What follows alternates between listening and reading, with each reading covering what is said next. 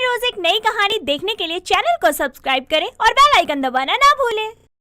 सरला की बहू पूर्वी की सरकारी नौकरी थी और पूर्वी की शादी को महज 2 दिन ही हुए थे, लेकिन हर कोई तो तब हैरान रह जाता है जब शादी के 2 दिन बाद ही पूर्वी रोड रोलर के साथ अपने ससुराल में आती है। ये देखकर हर कोई हैरान रह जाता है। इतना ही नहीं, रोड रोलर की आवाज से हर कोई अपने घर से बाहर निकल पड़ता है और विमला तो सरला के पास भागी भागी आती है और सरला से कहती है, सरला कहाँ है? बाहर निकल, देख तेरी नई नवेली बहू भूचाल लेकर आई है।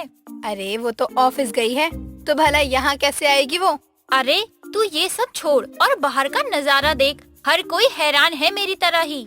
अब जैसे ही सरला अपने दरवाजे पर आती है तो वो देखती है कि उसकी बहू रोड रोलर चलाते हुए आ रही है। ये देखकर सरला विमला से कहती है, मैं तो बहू लाई थी, ये तो गुंडी निकली गुंडी। मैंने तो 2 दिन से इसे कुछ कहा भी नहीं और ये घर पर रोड रोलर लेकर आ गई। हे भगवान, कैसी औरत को बहू बना लिया मैंने। अब विमला के घर के पास जैसे ही पूर्वी रोड रोलर लेकर पहुंचती है, वैसे ही विमला के घर का चबूतरा टूट जाता है और ये देखकर विमला सरला से कहती है, तेरी बहू का क्या बिगाड़ा मैंने? मेरा घर भी तोड़ने पर लगी हुई है। हे भगवान, सरला ने अपनी बेटी की जिंदगी तो बर्बाद कर ही दी, साथ ही मेरी भी कर दी। सरला, तुझे मैं छोड़ूंगी नहीं, सुप्रीम कोर्ट तक लेकर जाऊंगी। अब जैसे ही पूर्वी अपने घर के सामने आती है तो सरला रोड रोलर आने से पहले रोड रोलर के आगे लेट जाती है और अपनी बहू से कहती है, तुझे मेरे घर में जाने के लिए मेरी लाश से होकर गुजरना होगा। तू अपने पति का घर कैसे तोड़ सकती है? मैंने तुझे कुछ कहा भी नहीं इन दिनों। उधर विमला और इधर सरला का नाटक चालू था, लेकिन पूर्वी अपने घर के सामने एक कोने में रोड रोलर लगाकर गाड़ी से उतरकर सास को बिना कुछ बोले अंदर चली जाती है। तभी सरला उठकर कहती है, बहू कहाँ गई तू? तू मेरे घर को नहीं तोड़ सकती। जाकर देख क्या करने गई है वो अंदर। कहीं देखने तो नहीं गई कि कहाँ से शुरुआत करे? आकर मेरे और तेरे घर पर पक्का रोड रोलर चलाने वाली है वो। अब सरला और विमला घर के अंदर जाते हैं और सरला अपनी बहू से कहती है, बहू हमसे क्या गलती हो गई?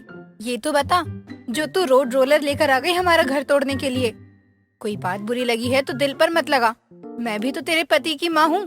बहू, तू मेरी बेटी जैसी है। मैं सरला को नहीं जानती, तू इसके चक्कर में मेरे घर को क्यों तोड़ने पर तुली हुई है?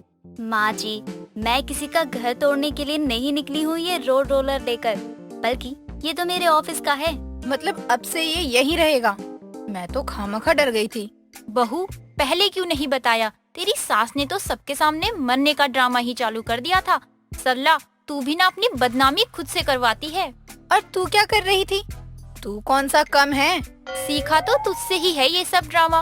अब चलकर बाहर खड़े लोगों को थोड़ा अपना रौब भी दिखा। वो तो सोच रहे होंगे बहू को 2 दिन हुए नहीं घर आए, सास के ऊपर रोड रोलर चलाने आ गई। जरूर सरला ने ही कुछ किया होगा।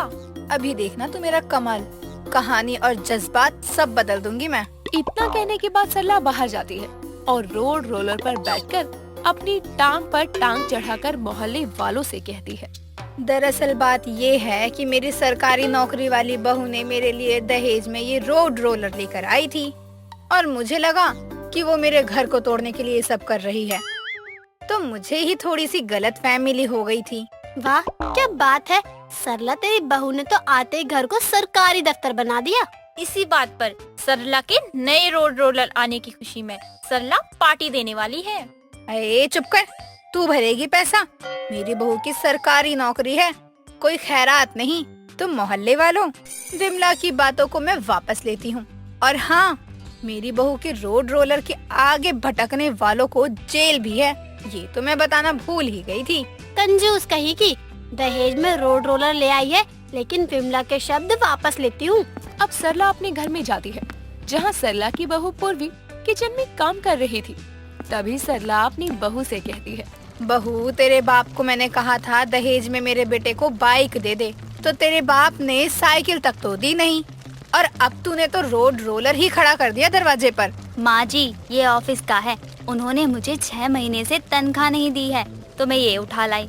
अब जब वो मेरी सैलरी देंगे तब वो ये ले जाएंगे, लेकिन मुझे लगातार काम तो करना ही है। ऐसा है क्या बहू? लेकिन मैंने तो सबको कह दिया कि तू ये दहेज में लेके आई है। लेकिन कोई बात नहीं, अब मैं पूरे मोहल्ले में रौब बना कर रखूंगी। अब सरला अपने रोड रोलर के पास कुत्तों तक को भटकने नहीं देती थी और ये देखकर कांता अपने दरवाजे से देखते हुए सरला को ताने मारती है। सरकारी माल को हथियार रखा है, पूरी रात चौकीदारी करती रहती है और सबको बताती है दहेज में मिला है, बड़ी आई चौधराइन बनने। अब सरला तो रोड रोलर का इतना ध्यान रखती थी जितना उसने अपने बच्चों का भी ना रखा हो। लेकिन एक रोज रात के करीब 12 बजे सरला को नींद नहीं आ रही थी और वो अपने हॉल में घूमने लगती है। तभी उसके मन में आता है, क्यों ना आज कुछ ऐसा करूं जो इस उम्र में किसी ने न किया हो। ये काला चश्मा लगाकर मैं रोड रोलर चलाने की कोशिश करती हूँ। वो तो चलाने से रही, क्योंकि वो इतना है भी तो भारी। चलो अब चाबी लेकर रोड रोलर को चलाने का सुख ही कर लेती हूँ। बहू इसे कल ले ही जाएगी। अब जैसे ही सरला रोड रोलर पर बैठकर अपने स्टाइल में काला चश्मा लगाती है, उसे कुछ नहीं दिखता, लेकिन वो खुद से कहती है, इस चश्मे से तो सारी चीजें काली काली नजर आ रही है, लेकिन कौन सा ये चलेगा। शौक ही तो पूरा करना है, कर लेती हूँ। अब जैसे ही सरला रोड रोलर में चाबी लगाती है, रोड रोलर चल पड़ता है और सरला को कुछ भी समझ में नहीं आता और ना ही उसे काले चश्मे में कुछ दिख रहा था और वो चिल्लाने लगती है। तब तक रोड रोलर जाकर सामने ही एक पेड़ से जाकर भिड़ जाता है, जिसके नीचे बैठक बनी होती है और रोड रोलर उसे टकराते ही आगे से तो चपटा हो जाता है और सरला बेहोश। अब सुबह सबको पता चलता है कि ये हादसा हो चुका है और अब सरला को सब उठाते हैं और सरला भी होश में आते ही कहती है, मैं कहाँ हूँ भाई? ये यहाँ सब ठीक तो है ना? मुझे कुछ दिख नहीं रहा। माँ जी, ये आपने क्या किया? आपको कुछ हो जाता तो? मैं जिंदा हूँ? बहू मेरे साथ ये कैसे हो गया? मुझे भी नहीं पता। माँ जी, अब चलो घर, मैंने अधिकारियों को बुलाया है, वो आकर इसे लेकर जाएंगे। सरला, ये मैं क्या सुन रही हूँ? तूने रोड रोलर चलाया और तू बैठक से जा टकराई। तू कौन? मुझे कुछ भी याद नहीं है। बेचारी, कल तक कितनी अच्छी भली थी, आज अपनी ही पड़ोसन को भूल गई। भगवान बेचारी की आत्मा को शांति दे। मैं मरी नहीं हूँ, बस इस उम्र में कुछ नया करने की वजह से लेने के देने पड़ गए। अब सरला तो इस बात का सदमा दिल से लगा बैठी थी। उसने सोचा नहीं था कि रोड रोलर चल पड़ेगा, लेकिन जो भी हुआ उससे सरला उभर नहीं पा रही थी। तभी पूर्वी अपनी सास सरला को कहती है, माँ जी, अगर आपको कुछ हो जाता तो क्या जरूरत थी ये सब करने की? अब वो मेरी तनख्वाह भी नहीं देंगे जो वो 6 महीने में देने वाले थे। बहू, ये सब उस काले चश्मे की वजह से हुआ है। उसको लगाकर मुझे कुछ दिख ही नहीं रहा था और ये हो गया। अब जो भी हो, लेकिन रोड रोलर का सरला पर से भूत उतर ही जाता है। दोस्तों, अगर आपको ये कहानी पसंद आई तो इसे लाइक करें, शेयर करें और कमेंट करके बताएं कि कहानी में आपको सबसे अच्छा क्या लगा।